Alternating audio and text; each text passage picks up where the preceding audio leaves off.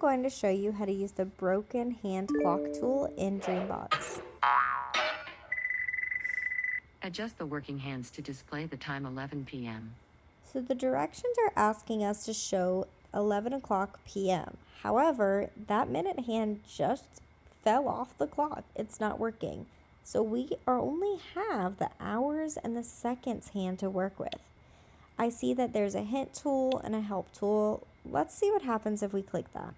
Remember, all hands on the clock cooperate to tell the time. Think of how the hour hand and the second hand can be adjusted to move the minutes to the correct time. Okay, so they're saying the hours in the second hand can make this minute hand move. Interesting. What about this help button? Move each active hand on the clock to display the correct time. This display shows whether the time is AM or PM. The small clocks can also help you tell the current time. Click Done when you're finished. Oh.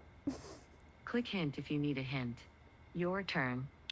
Okay, so that was helpful. So let's see what happens if I move this hour hand. Whoa, it's making everything else move. Do you see the minutes to the side and the seconds on our clock and to the side moving like crazy? Let's see what it looks like if I point it to 11 for 11 o'clock. All right, that's pointing at 11. My seconds moved itself. Oh, but I can move my seconds as well. Interesting. Okay, that looks like 11 o'clock. But wait, this says AM and it needs to say PM. So that means I need to move it a whole rotation, yes, to turn to 11 p.m. All right, so that's 11 p.m. Now, this looks like 11 o'clock, according to my big clock here. Does it look like 11 o'clock according to these smaller clocks here? Again, I don't have this minute hand. It won't let me move it, pick it up, or anything like that. So, let's check and see what happens if it's close enough, right? You are very close to the correct answer. Oh. Nice job.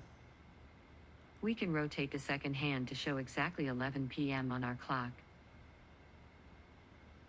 So a full rotation would make it exactly 11 o'clock here.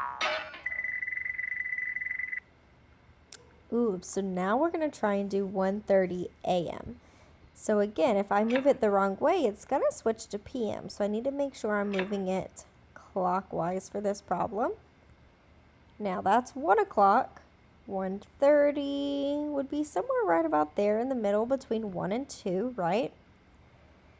But my seconds hand was moving like crazy. So if I move my seconds hand, that's going to move my minutes hand and my hours hand as well.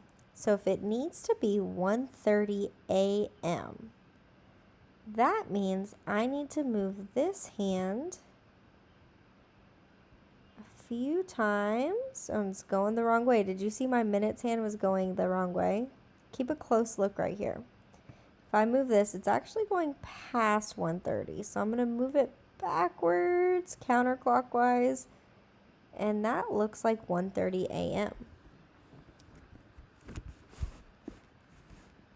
Right, I'm going to double check. I have my hours hand between 1 and 2. That's 1:30.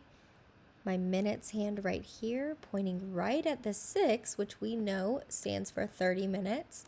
And my seconds hand going straight up. So this should be counted correct. This can be pretty difficult for students, but if we know how to help them and we know how to use this tool, then we can show them all the tips and tricks. Let's check it. And we got it right. That's how you use the broken clock hand. Let's try one more together though. Adjust the working hands to display 6 o'clock a.m. All right, so I know if I move this, it's going to make the minutes move. It makes the seconds move, but I'm going to go straight to the 6. I'm going to check my PM and AM. AM, and the directions say AM, so I'm good there.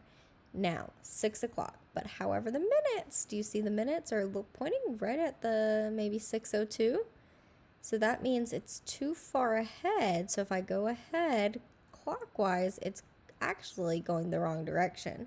So I'm going to go full rotation counterclockwise until that minute hand to the left-hand side is pointing straight up to show me 6 o'clock a.m. All right, what do y'all think? Do you think it's right? Let's see. Good job. That's how you use the tool.